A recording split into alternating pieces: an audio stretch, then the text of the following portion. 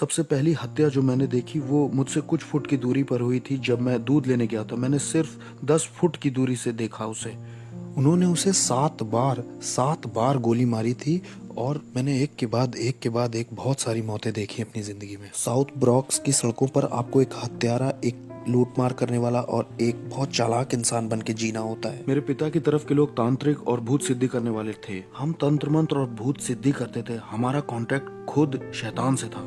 मुझे याद है कि मेरे पिता कमरे में जाया करते थे शैतान की पूजा करने के लिए, और मैं शैतान की उपस्थिति को भी महसूस कर पाता था। और मेरे पिता आराधना करते थे, टंग्स में बोलते थे, शैतान की अन्य भाषाएं बोला करते थे, दुष्ट आत्माओं की। और वहाँ वो फूल चढ़ाते, कैंडल जलाते और पानी डालते थे। शाम को 7 बजे से लेकर सुबह 5 बजे तक मैं एक डिमोनिक चर्च में जाता था जहाँ तंत्र मंत्र भी सिखाया जाता था। मुझे ट्रेंड किया जा रहा था। मैं ट्रेंड हो रहा था तांत्रिक बनने के लिए। मुझे भूत सिद्धि करने वाली जादूगरनी औरतें जो 30 साल से, 40 साल से, 50 साल से अपने धर्म में लगी हुई थी, ये सिखा रही थी कि कैसे बात करनी है प्रिंसिपैलिटीज से, शैतान से, जमीन वाली दुष्ट आत्माओं से। आप शैतान से डायरेक्ट बात नहीं कर सकते, आपको पहले अधिकार कमाना होगा। जो सबसे पहली बार भयानक हत्या हुई थी जो मैंने बताया, वो यहाँ इस घर में हुई थी। हस्बैंड ने 52 बार पत्नी को चाकू मारा था और उसके सर को काट के अलग कर दिया था। हम उसकी बेटी के साथ खेला करते थे, इसलिए जब हम उसे छोड़ने आए यहाँ पर तो वो यहाँ खड़ी थी और उसको पता चला कि उसकी माँ इस तरह से टुकड़ों में काटी गई। इसी घर में हुआ था ये। एक बार मैं अपने स्कूल में अपने दोस्तों के साथ खेल रहा था तो वहाँ एक पास्टर आए, एक बैंड भी उनके साथ आया था और वो गाना गाने लग गए। लोग इकट्ठा हो गए और वहाँ बड़ा अद्भुत माहौल बन गया। पूरे स्कूल में एक खुशी की लहर दौड़ गई और मैं एक टूटे हुए परिवार से आया था। वहाँ पास्टर स्टेज पे खड़े होकर बाइबल की कुछ बात बता रहे थे, बाइबल की कहानियाँ बता रहे थे, परमेश्वर कैसे सबसे प्यार करता है, और वो यही सब बता रहे थे। पहली बार मैं थोड़ा सा जुड़ा कि वाह, शायद परमेश्वर मुझसे प्यार करता है। हो सकता है परमेश्वर को मेरी या मेरे परिवार की ज़रूरत है। शायद परमेश्वर मुझे और मेरे परिवार को छूना चाहता है, हमारी परिस्थिति बदलना चाहता है। मुझे भी थोड़ा प्यार मिल सकता है, मुझे भी मिल सकता है। और वो मेरी तरफ चलते हुए आ रहे थे और मुझे पहली बार प्यार बहुत महसूस हो रहा था, इतना कि मैं समझा नहीं सकता। और ये पास्टर स्टेज से उतर के लोगों के लिए प्रार्थना कर रहा था, उन्हें छू रहा था और मुझे लगा कि अब मेरी बारी है। अब ये पास्टर मुझे छुएगा और अब यीशु मुझे कबूल करेंगे और मुझे जताएंगे कि प्यार होता क्या है। और ये पास्टर मेरे बगल से चले गए। उन्होंने मुझे कभी नहीं छुआ। उन्होंने मुझे बिल्कुल नहीं छुआ। वो नीचे लाइन तक आए, मेरे पास आए और मेरे पास से गुजर गए और दूसरे लोगों को छुआ। मुझे लगा ओह, यीशु ने भी प्यार नहीं किया, पिता ने प्यार नहीं किया, मेरा घर परिवार भी टूटा हुआ है। यीशु को शायद अच्छा लगता है कि मेरी माँ मार खाती है, मेरे भाई और मैं भूखे सो जाते हैं। उसे शायद अच्छा लगता है कि हमारे अपार्टमेंट में लाइट नहीं है, हम स्कूल में मिसफिट हैं, उसे हमारा स्कूल आना भी अच्छा नहीं लगता। ये जो यीशु है ना, ये भी मेरे बाप की तरह ही है, इनमें कोई अंतर नहीं है, ये भी मेरे पिता जैसे ही हैं। और मैं टूटा हुआ और बड़ा उदास अपने घर पहुंचा। और मुझे याद है 1 या 2 हफ्ते बाद लगभग मैं स्कूल के बाहर थोड़ी मस्ती कर रहा था, अपने दोस्तों के साथ मज़े ले रहा था और मैंने सुना कि कुछ नीचे गिरा।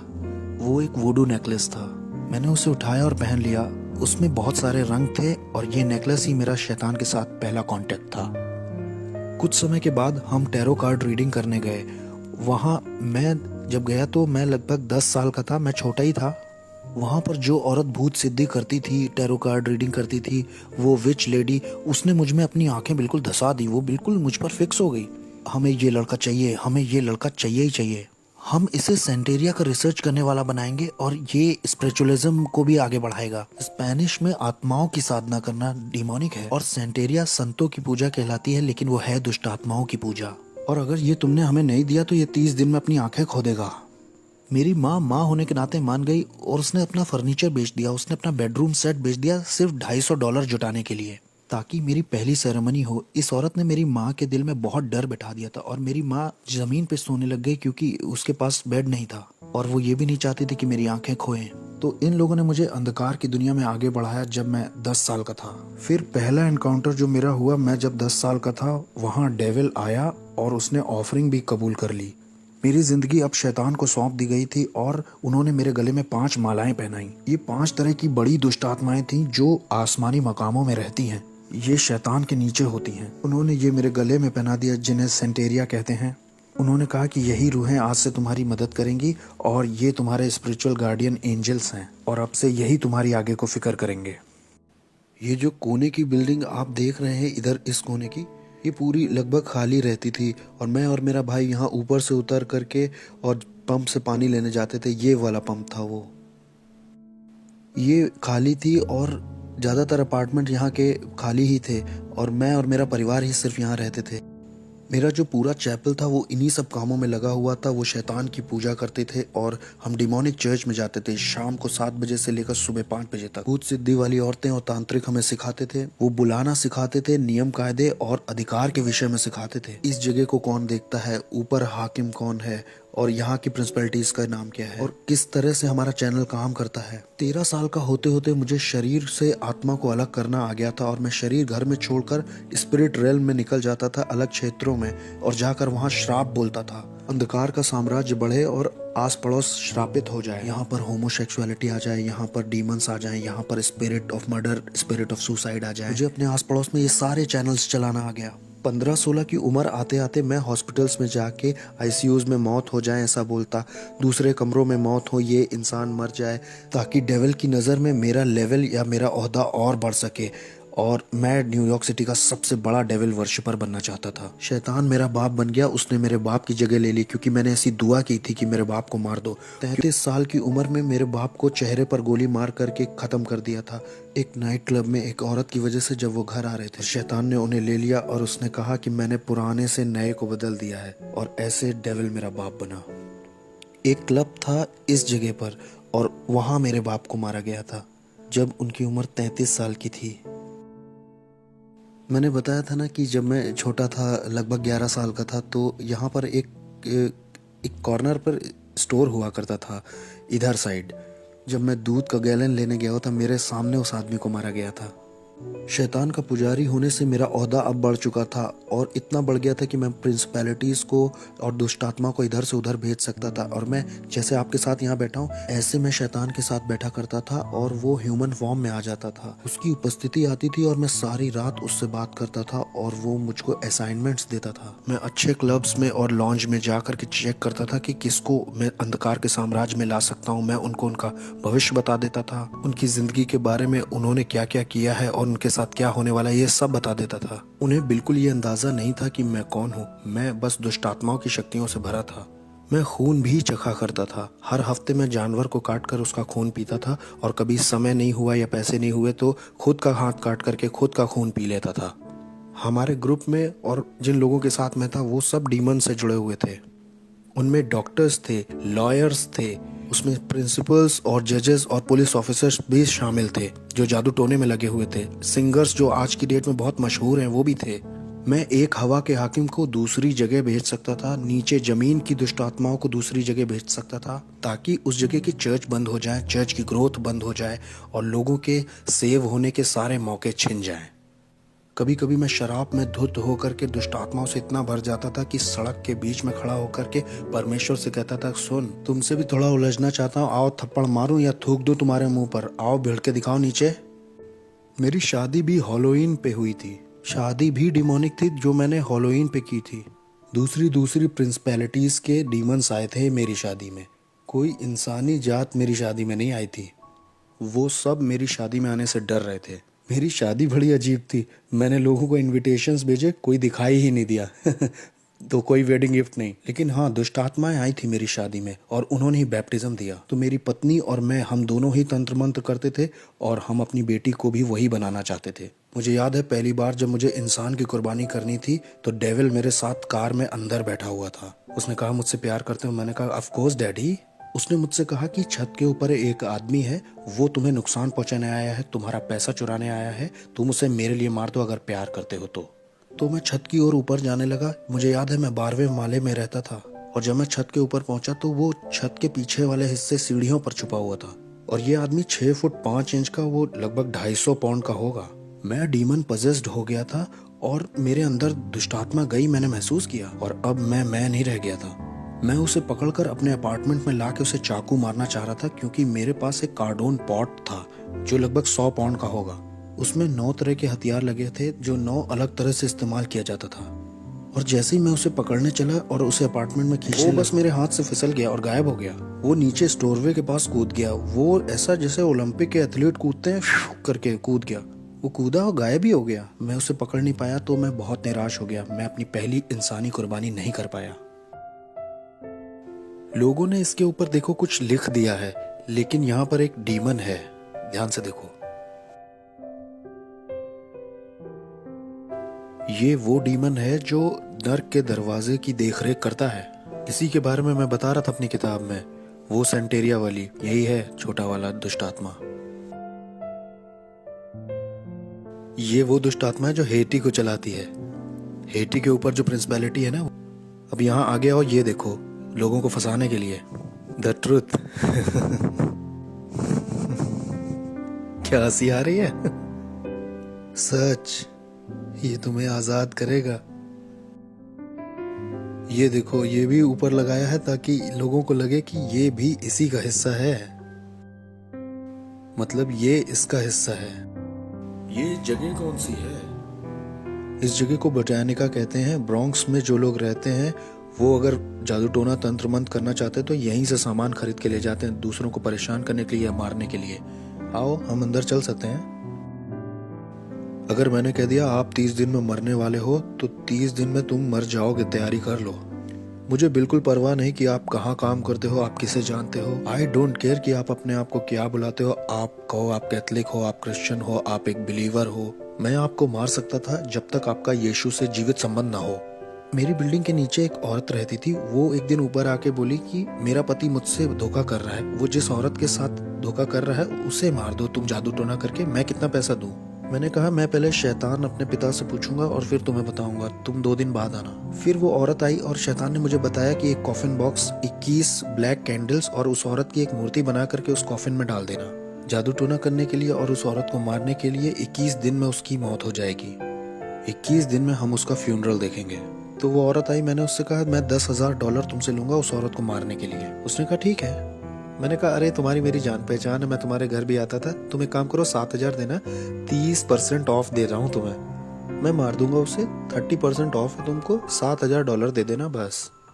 जब वो औरत मेरे घर से जा रही थी तो बुड़ के बोली वैसे वो औरत क्रिश्चियन है। उसने कहा वो मसीही है। मैंने कहा अब मैं उसे फ्री में मारूंगा। मैंने कहा मैं उसको अब फ्री में मारूंगा, मुझे इन क्रिश्चियंस को एक सबक सिखाना है, मैं उसे अब फ्री में ही मारूंगा। मैंने कहा मुझे तुम्हारा पैसा नहीं चाहिए, मैं फ्री में मारूंगा। तो मैंने उस पर तंत्र मंत्र किया, वोडू किया, लेकिन 21 दिन होने पर भी वो मरी नहीं। एक महीना हो गया वो मरी नहीं। और मुझे लगा अरे ये हो क्या रहा है, ये मेरी इज्जत का सवाल था। मैंने शैतान को बुलाया, मैंने दुष्ट आत्माओं को बुलाया, मैंने बढ़ा दी अपनी जादू टोना तंत्र मंत्र। मैंने उस पर दुगना जादू टोना शुरू कर दिया ताकि वो एक रात में ही मर जाए, लेकिन कुछ नहीं हुआ, कुछ नहीं हो रहा, कुछ नहीं हो रहा। और एक दिन ऐसा हुआ कि शैतान ही आ गया। मैंने महसूस किया उसकी उपस्थिति आई और शैतान ने मुझसे कहा कि हमें ये प्लान छोड़ना होगा जिस औरत को तुम मारना चाहते हो। मैंने कहा प्लान क्यों छोड़ना होगा, मेरी इज्जत दांव पे लगी है, मैं एक भूत साधक हूँ, मैं तांत्रिक हूँ, अगर मैंने उसे नहीं मारा तो लोगों को लगेगा कि मेरे अंदर ताकत नहीं है। उसने कहा तुम समझ नहीं रहे हो, जिस परमेश्वर की वो सेवा करती है वो उसे अकेला नहीं छोड़ता है, उसे छुओ मत। मैंने कहा कौन है ये ईश्वर? उसने कहा वो जिसकी सेवा करती है। मैं बहुत गुस्से में था। मैंने कहा नहीं, 1 हफ्ता और लेते हैं, चलो मारते हैं। उसने कहा नहीं, जिसकी वो सेवा करती है वो उसे अकेला नहीं छोड़ता है। जिस तरह का जादू टोना मैंने उसके ऊपर किया था ना, उसे 21 दिन से कम में मर जाना चाहिए था। और भाई कैसे हो? ये ईजबेल है, इनके धर्म की ये ईजबेल है। देखो ये कैसे काम करता है। ये स्टैचूज जो है इनका कोई मतलब नहीं है, लेकिन इसके पीछे एक दुष्ट आत्मा है। तो अपने खुद के लिए मुझे उसे पहचानने के लिए इसका बनाया जाना बहुत जरूरी है, नहीं तो मैं उस आत्मा से नहीं जुड़ सकता। उस दुष्ट आत्मा से मेरी जान पहचान नहीं हो सकती, हमारे बीच में कुछ कॉमन नहीं है। मैं आदमी हूँ, वो एक आत्मा है और आत्माओं में भी वो दुष्ट आत्मा है। मैं उससे जुड़ ही नहीं पाऊंगा। उससे जुड़ने के लिए मुझे इसको बीच में लाना ही होगा। ये इंसानों की तरह दिखते हैं, लेकिन इस आदमी के पीछे भी एक कहानी है। उस कहानी की वजह से ही आप उससे जुड़ सकते हो और ये दुष्ट आत्मा उसकी वजह से चलन कर सकता है। और ऐसा ही इन लोगों के साथ भी है। बाद में इनके नाम रखे जाते हैं और इनके भी जन्मदिन होते हैं, इनके भी अपने दिन होते हैं। किस तरह से इंसान फंस के पकड़ा जाता है इस दुष्ट आत्मिक संसार में और तंत्र मंत्र में जानते हैं, ये वो जाल हैं जिनसे दुष्ट आत्माएं ऑपरेट करती हैं, अपना चलन करती हैं। इन्हीं मूर्तियों की वजह से इंसान अपने सारे शैतानी काम और शैतानी मजहब चला पाता है। यहाँ ऐसी कोई चीज नहीं है जिसे पवित्र कहा जा सके, बस एक ही है, वो हम हैं। इस जगह पे होता क्या है? वहाँ पीछे तंत्र मंत्र होता है, वूडू होता है, वहाँ कुछ मंत्र बोले जाते हैं और उससे मूर्तियाँ पवित्र की जाती हैं। ये सारी दुष्ट आत्माएं चाहती हैं कि आप एक नई मूर्ति खरीदें ताकि आप दुष्ट आत्मा को घर ले जा सकें। ये देखो, खास प्रार्थनाएं, ये आपको विश्वास दिलाना चाहते हैं कि आप परमेश्वर से प्रार्थना कर रहे हो। मैं भी यही किताब इस्तेमाल करता था, खास प्रार्थनाएं। इनका मकसद ही है कि आपको लगे कि आप ईश्वर से प्रार्थना कर रहे हैं, लेकिन इनमें कोई भी ईश्वर में बाइबल का कुछ नहीं है, ना बाइबल की कोई बात है, ना क्रूस की कोई बात है। मैं न्यूयॉर्क अमेरिका में तीसरे नंबर का वो इंसान था जिसके पास एक ऐसी किताब थी जिसमें चिन्ह बने थे सारी दुष्ट आत्माओं के और सारे हाकिमों के, और कैसे लोग ये तंत्र मंत्र सीख सकते हैं। और कोई इस तरह की किताब को नहीं रख सकता, या किसी के पास ऐसी किताब नहीं हो सकती जब तक डेविल उस पर खुद साइन न कर दे। और मैं तीसरा वो इंसान था जिसके पास ये किताब थी, और मैं इस किताब के निशानों का इस्तेमाल करके जादू टोना करता था ताकि लोगों का दिमाग खराब हो जाए और वो बीमार पड़ जाए। जाने कैसे तंत्र मंत्र से मैं उन्हें बीमार करके लेप्रोसी, किसी को कैंसर दे देता था। मैंने लोगों के ऊपर ऐसा जादू टोना किया कि उनके साथ गर्भपात हो, उनके जीवन में अबॉर्शन आ जाए, लोग हॉस्पिटल जाएं, सर्जरी ही करवा, बिना सर्जरी के हॉस्पिटल में रहें। जादू टोने से मैंने लोगों को पागल भी किया है। मैंने जादू टोना करके लोगों के ऊपर दुष्ट आत्माएं भेजी, बाइपोला की, सिजोफ्रेनिया की और भयानक बीमारी और सुसाइड की स्पिरिट। मैं रात भर बैठकर शैतान से घंटों बात किया करता था, जब क्रिश्चियंस यहाँ चर्च भी 1 घंटे के लिए नहीं जाते। बहुत से क्रिश्चियंस 1 घंटे दुआ भी नहीं करते। आत्मिक संसार ज्यादा रियल है इस संसार से जो दिखता है, और हमने इसे महसूस किया था कि जो कुछ यीशु में ढका हुआ नहीं है उसे बहुत आसानी से टारगेट बना सकते हैं गिराने के लिए। जैसे नास्तिक लोगों को आराम से मार सकते हैं हम। यहोवा विटनेस वाले लोग आसानी से मारे जा सकते हैं। मोर्मोन्स भी आसानी से मारे जा सकते हैं। और ऐसे लोग भी जो कहते हैं शैतान होता ही नहीं है, वो भी बहुत आसानी से मारे जा सकते हैं, क्योंकि वो आत्मिक सहायता कभी मांगेंगे ही नहीं। मुझे याद है कि एक बार हमारे पड़ोस में निकी क्रूस का ग्रुप आया हुआ था। वो उसको ट्रूस बुलाते थे। वो चलते चलते वर्शिप करते हैं, फिर वचन का प्रचार करते हैं, फिर कहीं और निकल जाते हैं और वही करते हैं। और मैं इनके पीछे कुछ इस तरह से लगा कि इन्हें पीछे कर दूं, इन्हें कुचल दूं।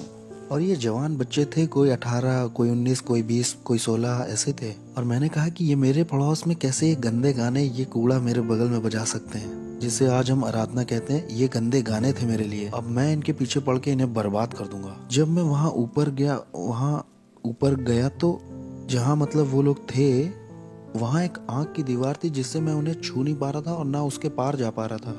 किसी चीज ने मुझे रोका। जितनी बार भी मैंने आत्मिक शक्तियों को बोला जाओ, तो वो नहीं जा पाई, वो रुकती रही, और मैं कभी भी उन बच्चों को छू नहीं पाया। मैंने कहा कुछ तो सही नहीं है, कुछ तो ऐसा है जो सही से नहीं हो रहा। फिर मैं वहां से निकल गया। मैंने कहा अब मैं इनके साथ नहीं लगूंगा, इन्हें अकेला छोड़ देता हूँ। ठीक है, ये पहला राउंड जीत गए। तो क्या इस वक्त आत्माएं हमें देख रही हाँ, हैं? वो हमें देख तो रही हैं। हाँ, वो देख रही हैं। तो हम सुरक्षित हैं? हाँ, हम सुरक्षित हैं। हम यीशु के लहू में ढके हुए हैं। यीशु के खून जैसा कुछ भी नहीं है। ओके। आमीन। वो हमें छू नहीं सकते। हमारे पास सुरक्षा का बाड़ा है। हमारे चारों ओर सुरक्षा का बाड़ा है भाई। हम यहाँ आ सकते हैं और हम यहाँ की दुष्ट आत्माओं के पीछे भी पड़ सकते हैं, और हम इस जमीन को यीशु के नाम से श्राप भी दे सकते हैं, और शैतान हमारा कुछ कर भी नहीं सकता। मेरे पास बहुत पैसा था, बहुत बढ़िया कारें, बहुत सुंदर लड़कियां थीं। मेरे पास दुनिया का सब कुछ था। मेरे पड़ोसी मुझसे डरे हुए थे, क्योंकि जो मैं था, वो कहते थे तुम इससे उलझोगे तो तुम्हारे घर के लोग मरेंगे। तुम इससे उलझे तो ये बंदूक नहीं चलाएगा, ये सोते में मार देगा सबको। मेरे बाप शैतान ने मुझे बहुत बढ़िया चीजें दी थी, ऐसी ताकत दी थी कि लोग मुझसे डरते थे, जैसी मैं सोच भी नहीं सकता। यहाँ तक कि पुलिस भी मुझसे डरती थी। मेरे पड़ोस की सिक्योरिटी भी डरती थी। लोगों को ये मालूम था कि ये शैतान का बच्चा है, ऐसा कहते थे लोग। मैंने कई क्रिश्चियंस को घुटने पिला दिया, दुआ के लिए नहीं, क्योंकि उनमें ताकत ही नहीं थी। इसलिए नहीं कि आपका परमेश्वर ताकतवर नहीं था, मुझे गलत मत समझिए। परमेश्वर तो ताकतवर था, लेकिन बर्तन कमजोर था। बर्तन का कोई प्रार्थना का जीवन नहीं, ना कोई उपवास का जीवन, और ना परमेश्वर से इसका संबंध सही है। ये व्यक्ति भक्त जैसा बस बाहर से दिख रहा है, लेकिन कोई शक्ति नहीं है। ये व्यक्ति कमजोर है और इसके जीवन में कुछ हो भी नहीं रहा है। इसके पास बाइबल भी है, इसके पास कपड़े भी सही हैं, इसके वस्त्र सही हैं, लेकिन इसका कोई जुड़ाव नहीं है यीशु के साथ, क्योंकि ये उसकी इच्छा से बाहर है, उसकी प्रतिज्ञाओं से बाहर है और इसके डिवाइन पर्पस से भी बाहर है। इसलिए मेरा उस पर अधिकार है, मैं उसको गुलाम की तरह बना लूंगा, मैं उसे तोड़ दूंगा, उसके साथ तंत्र मंत्र करूंगा, मैं करता जाऊंगा एक मसीही से दूसरे मसीह, एक चर्च दूसरा चर्च, कई सारे। मैं हर वो चीज गिराता जाता जो यीशु के क्रूस को दिखाती थी।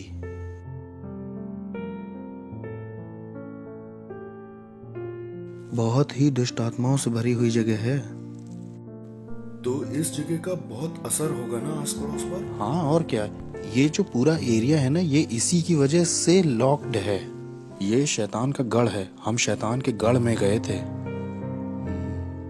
इस गढ़ का पूरा बाजार नरक से था। सोचिए, ये जाते हैं $100-200 लेकर के ये सब खरीदने के लिए, और इससे उन्हीं का नुकसान होता है, इससे दूसरों का, गरीबों का भला हो सकता है।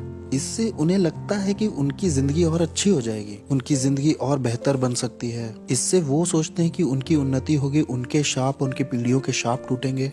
ये मोमबत्तियां, ये वुडू खरीदने से इन्हें लगता होगा, लेकिन परमेश्वर कहता है कि ये तुम्हें फ्री में दे रहा हूँ मैं, बस अपनी जिंदगी मुझे दे दो और मैं तुम्हें आजाद करूंगा। लेकिन ये इन्हें नहीं चाहिए, ये उनके लिए बहुत मुश्किल है, ये तो इनके लिए बहुत कॉम्प्लिकेटेड है। लोग इस तरह की जगह में आते हैं, $200 भी खराब करते हैं और जिंदगी सोचते हैं अच्छी हो जाएगी और बहुतायत से भर जाएगी। हेटी के ऊपर जो दुष्ट आत्मा है उससे मेरा कांटेक्ट था, उसका नाम है कैंडेलो, उससे मेरा संपर्क था। और मायामी के दुष्ट आत्माओं से भी संपर्क था, अफ्रीका की दुष्ट आत्माओं से भी था, न्यूयॉर्क के ऊपर जो हवा के हाकिम है उनसे भी था, कुछ और भी थी जो दुनिया भर में जाना चाहती हैं। यहाँ पे एक सड़क है, वहाँ दूसरी दुष्ट आत्माएं हैं, हाकिम हैं। 42 नंबर की सड़क पर जो दुष्ट आत्मा है वो यहाँ आना चाहती थी। मैं ये कहूँगा कि मुझ में विवेक नहीं था। मैंने अपने भाई के ऊपर, सगे भाई के ऊपर जादू टोना तंत्र मंत्र करके उसे 5 साल की जेल करा दी। अपना खुद फ्लैश एंड ब्लड था, मेरा खुद का भाई, तंत्र मंत्र से 5 साल के लिए अंदर हो गया वो। मेरा एक और भाई था, एक बार वो मेरे घर आया था बड़े एटीट्यूड में, तो डीमन उसके ऊपर कूद गया है। वो मेरे घर से ऐसे भागा, उसका पेट दर्द बहुत बढ़ गया था। मेरी माँ इस बात की गवाही दे सकती है। मैंने अपने शरीर के साथ बहुत सारे रीति रिवाज किए थे, इतने सारे संस्कारों से गुजरा था मैं। लास्ट वाले में मैंने अपनी आत्मा शैतान को सौंप दी थी। एक सेरेमनी में मैंने गन पाउडर और जानवर का खून पिया था, जिसे सैंसी कहते हैं। सैंसी हेशे और फ्रेंच की सेरेमनी है। ये एक दुष्ट आत्मा के साथ का संस्कार है, जिससे मैं किसी के घर जाके कुछ खाता हूँ तो वो उसमें जादू टोना नहीं कर पाएंगे, कुछ इस तरह की। और जो आप जानते हैं वो सब मैंने किया था। मैं जिस दुष्ट आत्मा वाले चर्च में जाता था वहाँ एक सीक्रेट मीटिंग होती थी हर साल। हर एक बड़ा जादू टोना, तंत्र मंत्र, वॉलॉक, विचेस उसमें आते थे। वहाँ ये फैसला लिया जाता था कौन सा हाकिम किस जगह के क्षेत्र पर राज्य करेगा। हम कलीसिया से ज्यादा संगठित यानी ऑर्गेनाइज्ड थे। अंधेरे का जो साम्राज्य है वो यीशु मसीह की कलीसिया से ज्यादा ऑर्गेनाइज्ड है। हमें पता था सेरेमनीज कैसे करनी है। अगले साल की तैयारी इस साल के खत्म होने से पहले ही हो जाती थी। यहाँ क्रिश्चियंस 1 घंटे के लिए प्रार्थना नहीं करना चाहते हैं। यहाँ क्रिश्चियंस का लगातार वाला रिश्ता नहीं है चर्च में परमेश्वर के साथ। मैंने 1 साल का रेस्ट भी लेना चाहा और शैतान ने 1 साल के लिए मेरी आंखों की रोशनी ले ली। मैं 1 साल तक पूरी तरह से अंधा था, इसका सर्टिफिकेट भी है मेरे पास। मैं पूरी तरह से अंधा था। वो लोग मेरी यहाँ तक तैयारी करा रहे थे कि एक देखने वाला कुत्ता ले लो और वो जो स्टिक लेके चलते हैं ना, आपने देखा होगा वो। मेरी माँ ने 1 साल मेरा ध्यान रखा। मेरी आंखें पूरी तरह से अंधेरी हो गई थी। एक बादल जैसा धुआं मेरी आंखों के ऊपर आ गया था। मैं पूरी तरह से अंधा था। और जब मैंने शैतान को अपनी जिंदगी वापस दे दी तो 7 सर्जरीज के बाद मेरी शैतान ने आंखें लौटा दी और फिर मैं दोबारा देख पाया। और ये मेरी सजा थी जो शैतान ने दी कि 1 साल की छुट्टी मुझे चाहिए थी। मैं 1 साल की छुट्टी लेना चाहता था। शैतान ने कहा अच्छा छुट्टी चाहिए, ये लो, और उसने मेरी आंखें ले ली। और इस तरह की दुनिया का था मैं कि आप शैतान से पंगा लोगे तो शैतान आपको या आपके परिवार के लोगों को मारेगा। एक तरह का डर आपको हमेशा रहेगा कि आप ये धर्म छोड़ नहीं सकते। सेंटेरिया, पॉलिनोम्बे, स्पिरिचुअलिज्म, ये धर्म छूटेगा नहीं। डॉक्टरों के पास कोई एक्सप्लेनेशन नहीं था कि मेरी आंखें कैसे गईं। जबकि मैं कहूँ क्रिश्चियंस, मसीही जब गलत करते हैं या उनसे बुरा हो जाता है तो उनके घर में जो कुछ दिखाई देता है वो है दया और अनुग्रह। लेकिन अगर आप शैतान को कुछ ऐसा दिखाते हो तो शैतान को पसंद नहीं आया तो आपको या आपके परिवार को मारता है। मुझे याद है एक बार एक औरत को शैतान ने कहा इस आदमी से मत मिलना। उसने परवाह नहीं की क्योंकि वो उससे प्यार करती थी। इसलिए शैतान ने एक दुष्ट आत्मा एक ऐसे इंसान के अंदर भेजी जो सड़क पर रहता था। उसने हथौड़े से उस औरत के सिर पर 17 बार वार करके मार दिया। एक बार मैं अपने घर में बैठा हुआ था, बहुत अमेजिंग था। मैं नाइट क्लब से लौट के आया था। मैं टीवी पर जेरी स्प्रिंगर नाम का एक शो देख रहा था। वो बड़ा अजीब सा शो है, लोग उसमें एक दूसरे को मारते हैं और मुझे उसमें बड़ा मजा आता था। मजे लेके मैं उसे देख रहा था, हंस रहा था और मैंने एक आवाज सुनी, बेटे मैं जल्दी आ रहा हूँ, तुम अपनी जिंदगी से क्या करोगे। एक सुनने वाली आवाज बहुत शार्प उस कमरे से आई थी। मैंने सोचा कि शायद टीवी से आई है। मैंने कहा ये टीवी से नहीं आई है क्योंकि यहाँ तो लोग लड़ रहे हैं, एक दूसरे को मार रहे हैं। मैं शैतान की भी आवाज पहचानता था। शैतान के साथ तो मैं ऐसे बैठता था जैसे आपके साथ बैठा हूँ। कभी वो इंसान के रूप में भी आता था, कभी वो कमरे में उसकी उपस्थिति आती थी। उसकी उपस्थिति आते ही कमरे का माहौल बदल जाता था। वो मेरे सामने बैठा करता था और मेरे कॉन्शियस से बात करता था। हम रात भर ऐसे बात किया करते थे। मुझे उसकी आवाज़ पता थी। ये मुझे ऐसे पता था जैसे आपको अपने हाथ पैर पता है। मुझे हर एक हाकिम के बारे में जो कनाडा पे या अमेरिका पे या कहीं का भी हाकिम हो पता था उसके बारे में। हर प्रिंसिपलिटी जो किसी मजहब की थी वो भी मुझे पता थी, चाहे वो कोई ऑकल्ट हो, न्यू एज हो, बुद्धिज्म हो, इस्लाम हो, सेंटेरिया हो या स्पिरिचुअलिज्म हो। मुझे हर एक दुष्टात्मा का पता था। हर एक हाकिम के प्रिंसिपलिटीज का मार्क मेरे पास था, जमीन की दुष्टात्माओं का भी और शैतान का, इजबेल का। मैं हर एक के नाम बता सकता हूँ जिनके नाम आप भी नहीं जानते होंगे। मैं उनको नाम से जानता था, लेकिन ये आवाज उन सब आवाजों से बहुत अलग थी। वो आवाज जाने कहां से आई थी, वो हवा से आई थी वो आवाज।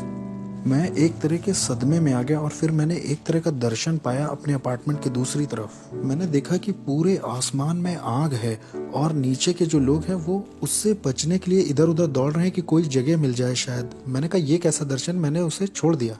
और फिर मुझे याद है जब मैं सोने गया, बहुत गहरी नींद थी और मैंने एक टी शर्ट मुंह पे डाली, मैं सो गया और मैंने देखा कि मैं एक ट्रेन में हूँ, उसमें बहुत सारे लोग हैं। मैं कुछ समझ ही नहीं पा रहा था मैं ट्रेन में क्या कर रहा हूँ। ये ट्रेन इतनी तेज चल रही थी कि आप समझ नहीं सकते। मैं पृथ्वी पर इतनी तेज किसी चीज में नहीं चढ़ा और ये ट्रेन नर्क में आ गई।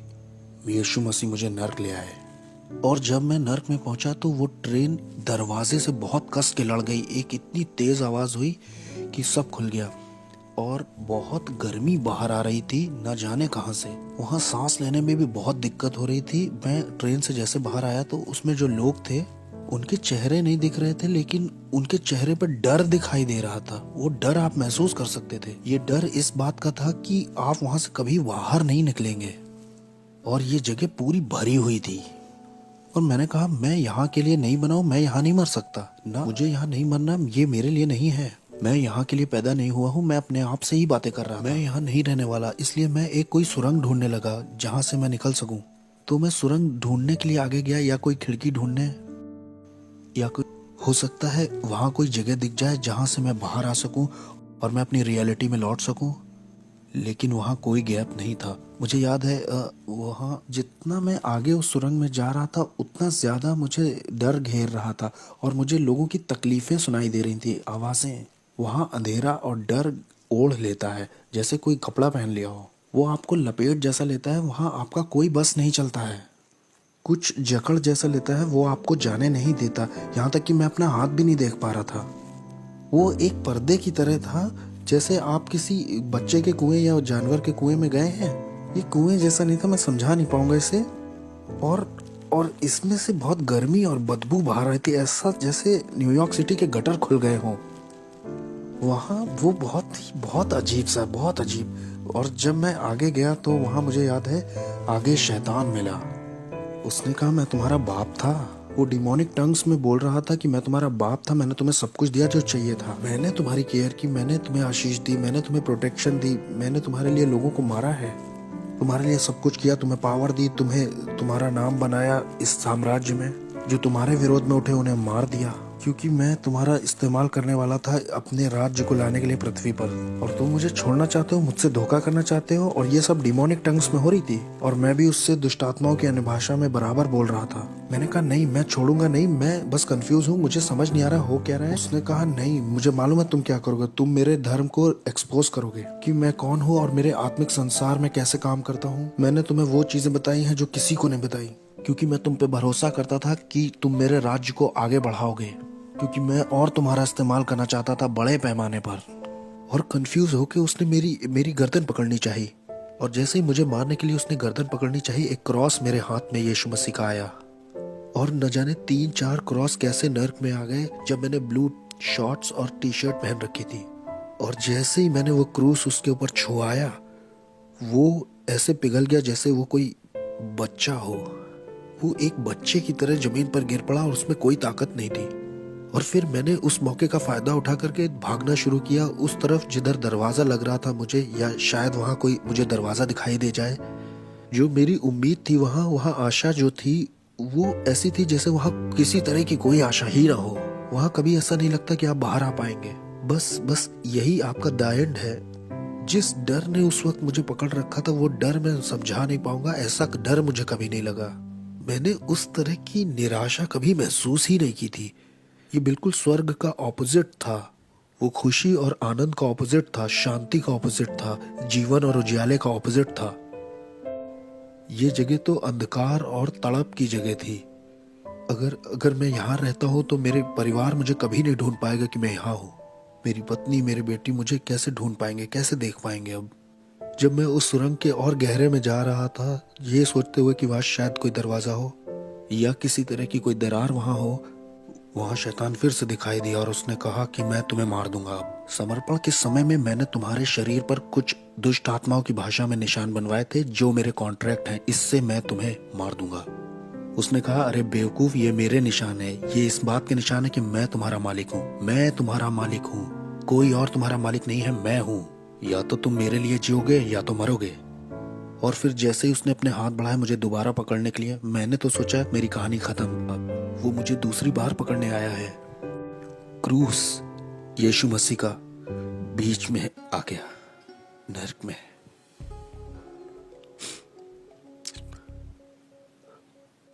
कोई प्यार नहीं है क्रूस से बढ़ के जो मेरे जैसे पापी के लिए आए नर्क में। दाऊद कहता है कि अगर मैं अपना बिछौना अधोलोक में भी बिछाऊं तो उसे पता है। अनुग्रह और सच्चाई नर्क में दिखाई दी। अनुग्रह और सच्चाई को मेरे बारे में पता था। अनुग्रह और सच्चाई की मेरी जिंदगी में एक योजना थी।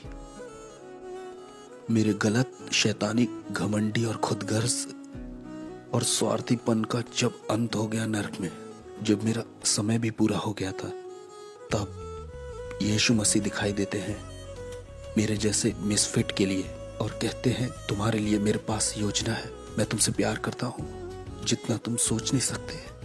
वो मुझे नर्क में दिखाई दिए और जब मैं वापस आया, मेरी आत्मा शरीर में वापस आई, तब मैंने अपने घुटने टेके यीशु मसीह के नाम से। मेरे पास $1,00,000 का सामान था तंत्र मंत्र का। मैंने फेंक दिया। मैंने तंत्र मंत्र सब फेंक दिया। मैंने अंधेरे के साम्राज्य से जुड़ी हर एक चीज़ फेंक दी। हेटी के लोग और क्यूबा के लोग और मियामी, न्यूयॉर्क के लोगों ने सोचा कि इसे मार दे क्योंकि ये बहुत जानता है, क्योंकि इसे बहुत कुछ पता है, इसलिए इसे मारना चाहिए। हमें इसे मारना ही होगा क्योंकि ये बहुत कुछ जानता है। ये अब हम में से एक नहीं रहा, इससे मारना तो जरूर है। वो आए मुझे मारने के लिए। उन्होंने अपनी तरफ से कोई कसर नहीं छोड़ी।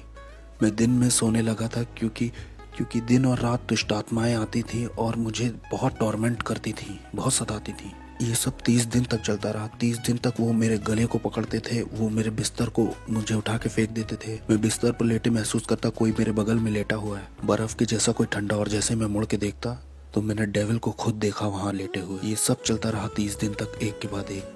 मुझे सताया जा रहा था, टॉर्चर किया जा रहा था, पागल करने की कोशिश की जा रही थी। मेरे शरीर से मेरी आत्मा खींचने की कोशिश की जा रही थी। मैं रात में ऐसे डरता था जैसे रात में कभी नहीं डरा। 30 दिन तक मैं चिल्लाता रहा और मुझे प्रार्थना करना भी नहीं आता था। सिर्फ बोलता था जीसस जीसस जीसस। प्रार्थना आती नहीं थी तो वो बहन तो इस तरह से चर्च में प्रार्थना करती, लो वो भाई ऐसे प्रार्थना करता है।